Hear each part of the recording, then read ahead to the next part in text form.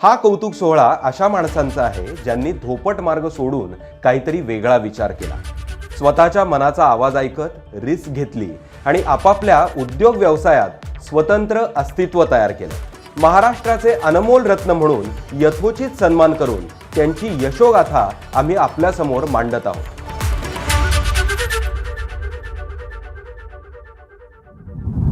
जमीन खरेदी विक्रीच्या क्षेत्रात करिअर करण्याचं स्वप्न पाहणाऱ्या एका महिलेची ही यशोगाथा। नवी मुंबईत जमीनवाले या नावाने ओळख असणाऱ्या जमीन प्रायव्हेट लिमिटेड या कंपनीच्या संस्थापिका आणि मॅनेजिंग डायरेक्टर आसमा सय्यद ठरल्या आहेत यंदाच्या महाराष्ट्राचे अनमोल रत्न या पुरस्काराच्या मानकरी। मी जॉब करत असताना मला असं जाणवलं की अरे आपण पण कुठेतरी आपलं छोटंसं एखादं घर घ्यावं, जमिनीवरचा एखादा छोटासा बंगला असावा। मी पण जमिनीच्या शोधात निघाले आणि तेव्हा मला रिअलाइज झालं की बाबा ह्या इंडस्ट्रीमध्ये असं जमीन घेण्यासाठी असं पर्टिक्युलर असं कोणता प्लॅटफॉर्म रेडी नाहीये, किंवा जरी असला तरी बरेच मार्केटमध्ये एजंट्स आहेत, बरीच लोक हे डील करतात, जमिनीतले व्यवहार करतात, पण कितपत सुरक्षित व्यवहार आहेत। तर मला माझा स्वतःचा असा अनुभव आला की अरे आता आपण डील करतोय तर काय प्रोसिजर असावी, किंवा जमीन घेताना आपण काय डॉक्युमेंट बघितले पाहिजे। आणि मग त्या अनुभवातून मला असं जाणवलं की बाबा ही प्रोसिजर कुठेतरी अनऑर्गनाइज्ड आहे। हा जो मार्केट आहे, ही इंडस्ट्री थोडीशी अनऑर्गनाइज्ड आहे। ह्या सेक्टरला कुठेतरी आपल्याला थोडंसं ऑर्गनाइज करायची गरज आहे आणि त्यामधूनच आपली कंपनी अस्तित्वात आली। सर्वसामान्य माणसाला जमीन खरेदी करणं शक्य आणि सोपं व्हावं याकरता जमिनींची बँक तयार करणं हे या संस्थेचं प्रमुख वैशिष्ट्य आहे। एक महिला म्हणून त्यांचा हा प्रवास नक्कीच सोपा नव्हता। आत्ताच्या क्षेत्रामध्ये कोणत्याही क्षेत्रामध्ये करिअर घडवताना चॅलेंजेस तर येतातच। हडल्स असतील तरच आपण पुढे पार करून त्यांना पुढे जाऊ शकतो। रिअल इस्टेट म्हटलं तर एक पुरुषांची मक्तेदारी असलेलं क्षेत्र आहे। यामध्ये खूप कमी महिला काम करतात आणि जरी करत असतील तरी त्या जनरेशन टू जनरेशन आलेल्या महिला ज्यांना एक रेडी प्लॅटफॉर्म मिळालेला आहे। माझ्या अनुभवामध्ये तर असं काही नव्हतं की बाबा माझं जेनरिक काहीतरी माझ्या पप्पांकडून आजोबांकडून आलेला बिझनेस आहे आणि तो मी वारसा सांभाळते, असं काही माझ्या बाबतीत नव्हतं। आले मला हे प्रश्न, असे बऱ्याच गोष्टी अनुभवल्या। आता असं वाटतं की येस त्याही गरजेचं होता, कारण की जोपर्यंत आपल्याला असे चांगले वाईट अनुभव येत नाही तोपर्यंत माणूस जो आहे तो शिकत पुढे जात नाही आणि शार्प होत नाही। तर मागील 6 वर्षापासून मीही शिकतेय या क्षेत्रामध्ये आणि आजही शिकते आणि कदाचित मी उद्याही शिकतच राहणार आहे। आपली जमीन प्रायव्हेट लिमिटेड ही कंपनी मागील 6 वर्षापासून आपण काम करतोय मुंबईमध्ये। तो शहराच्या जवळ आपण अगदी कमी दरात जागा उपलब्ध करून देण्याचं काम आपली कंपनी करते। लँडमध्ये इन्व्हेस्टमेंट कोणीही करू शकतं। जसं आज आपण बघतो की शेअर मार्केटमध्ये इन्व्हेस्टमेंट करायला खूप पैसा असावा असं नाही, म्युच्युअल फंडमध्ये इन्व्हेस्टमेंट करायला, SIP करायला आपल्याला खूप पैसा असावा अशी गरज नाहीये। त्याचप्रमाणे आपण लँडमध्ये कोणीही इन्व्हेस्टमेंट करू शकतं। म्हणजे तुमच्याकडे जर 2-3 लाखाचं जरी बजेट असला तरी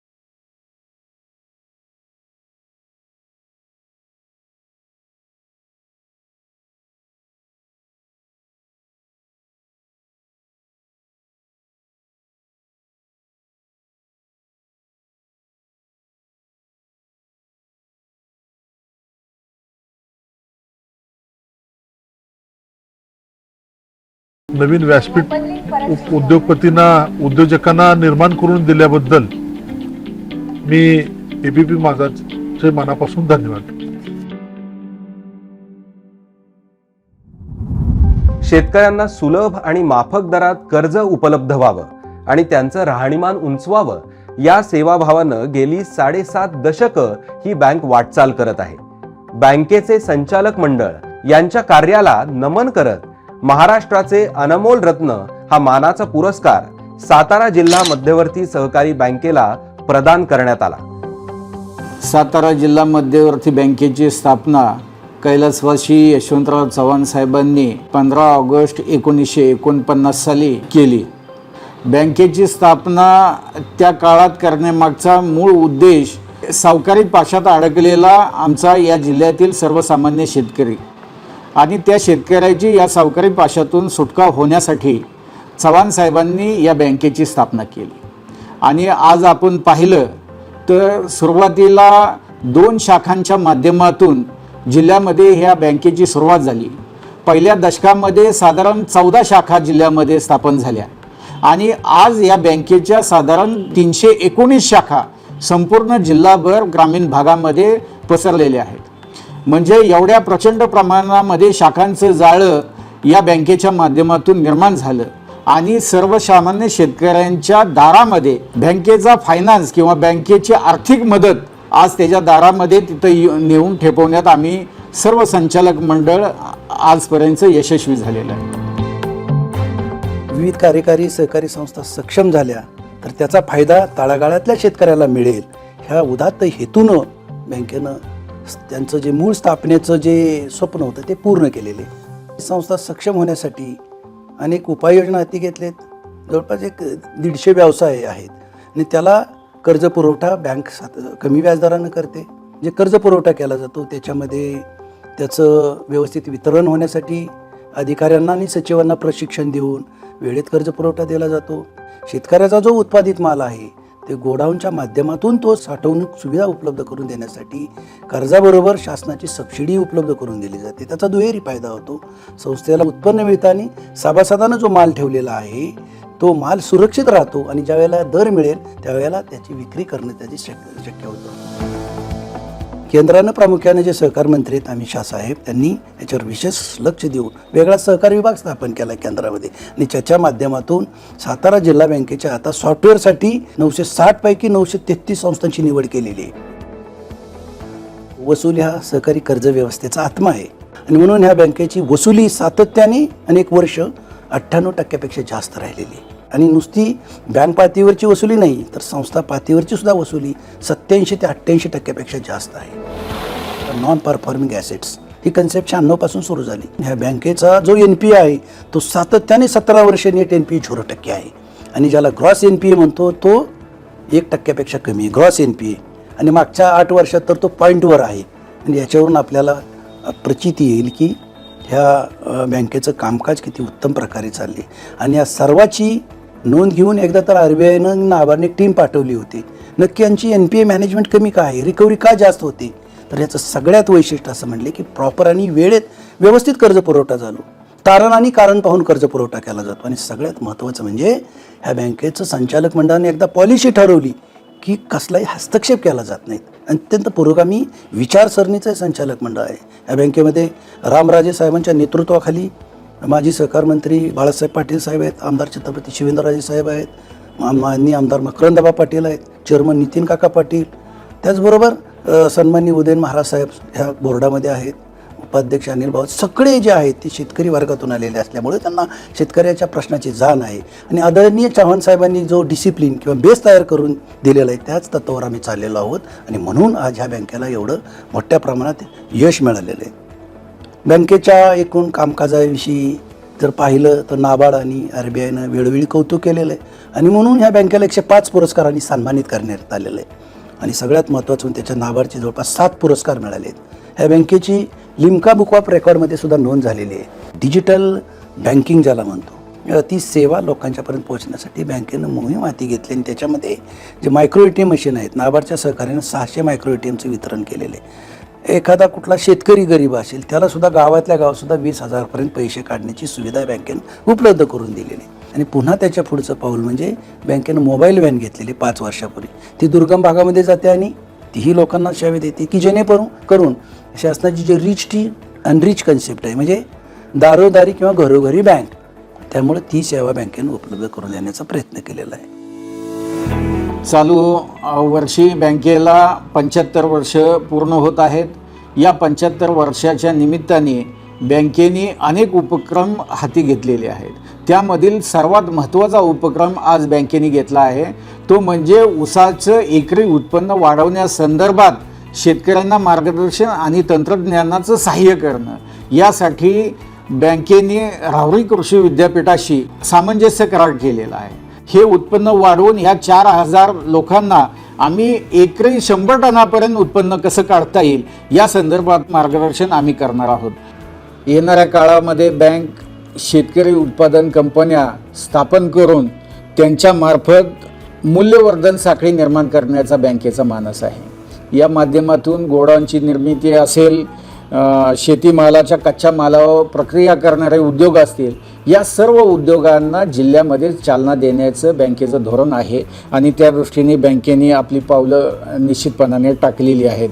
आज सातारा जिल्हा मध्यवर्ती बँक ही विधान परिषदेचे माजी सभापती आमदार रामराजे नाईक निंबाळकर साहेब, तसेच माजी सहकार मंत्री बाळासाहेब पाटील साहेब, आमदार शिवेंद्र राजे साहेब, तसेच आमदार मकरंद पाटील या सर्व नेते मंडळींच्या नेतृत्वाखाली ही बँक आज यशस्वी वाटचाल करत आहे. येणाऱ्या कालावधीमध्ये सुद्धा या सर्व नेते मंडळींच्या मार्गदर्शनाखाली बँक निश्चितपणाने यशस्वी वाटचाल करेल याची मी या निमित्ताने सर्व सभासदांना हमी देतो.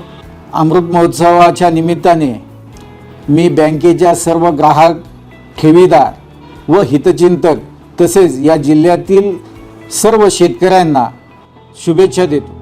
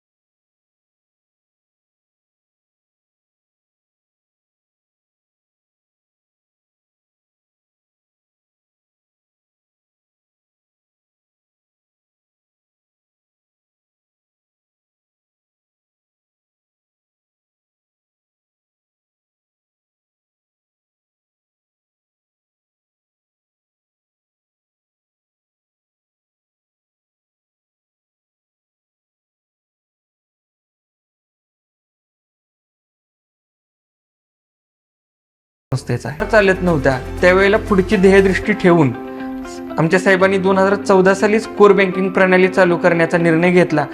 टेक्नॉलॉजीचा आधार घेत असताना त्यातले जे तज्ज्ञ लोक आहेत त्यांचं सुद्धा आम्ही वेळोवेळी मार्गदर्शन घेतलं आणि सगळ्यांचं चांगल्या पद्धतीचं योगदान या संस्थेला लाभल्यामुळं आज अध्यात्म राजकीय वारसा असणाऱ्या घरांमध्ये सामाजिक कार्य हा जगण्याचा एक भाग बनून जातो. पण अशा परिस्थितीतही काही जण आपल्या कामाचा वेगळा ठसा उमटवून जातात. सिन्नर तालुक्यातील सीमंतिनी सीमा माणिकराव कोकाटे यांनी आपल्या शिवसरस्वती फाउंडेशनच्या माध्यमातून असं सामाजिक काम उभं केलं आहे.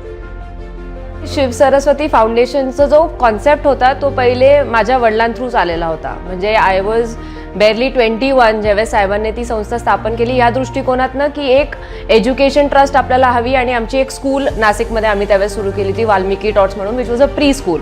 आणि त्यानंतर ती एज्युकेशन पुरता मर्यादित न राहता मग मी ज्यावेळेस हळूहळू पॉलिटिक्समध्ये यायला लागली तर वेगळे वेगळे ॲस्पेक्ट्स लक्षात यायला लागले. आणि जसे ते लक्षात यायला लागले तर आम्ही त्या शिवसरस्वती फाउंडेशनच्या माध्यमातून त्याच्यावरती वर्क करायला लागलो. तर मी जिल्हा परिषदची सदस्य झाल्यावर माझ्या हे कुपोषणाचा एक खूप मोठा मुद्दा लक्षात आला. त्या माध्यमातून प्रत्येक अंगणवाडीला भेट देणं, मदतनीस आणि सेविकेंची पण काही अडचणी असेल तर त्या जाणून घेणं, मुलांचं कुपोषण का आहे त्याच्या मागचं कारण जाणून गेलं, या गोष्टींना आम्ही थोडं प्राधान्य द्यायला लागलो. आणि त्याच्यानंतर त्यांना कुपोषण मिटवण्यासाठी काय लागेल, मग त्यांना अंडी आहे, खजूर आहे, राजगिऱ्याचे लाडू आहे, तर ह्या गोष्टी आम्ही संस्थेच्या मार्फत त्यांना प्रोव्हाइड करत गेलो. आणि त्याचा खूप मेजर इम्पॅक्ट त्याच्यावरती झाला. बट मुलांचं असं असतं की थोडंसं सर्दी खोकला झालं तरी लगेच इम्युनिटी डाऊन होते, लगेच वेट लॉस होऊन जातो. त्याच्यामुळे it's a non ending cycle. So but त्याच्यावरती काम करायचं आमचं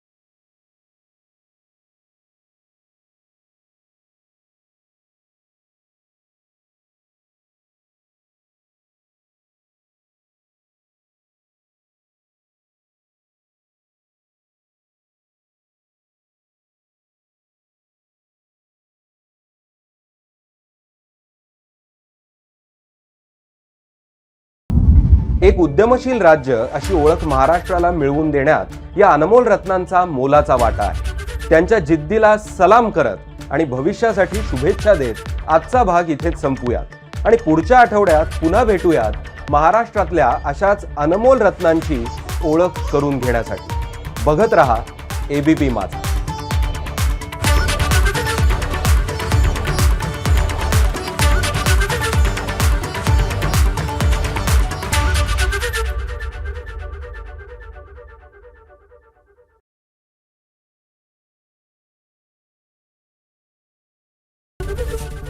एबीपी माझा, उघडा डोळे बघा नीट.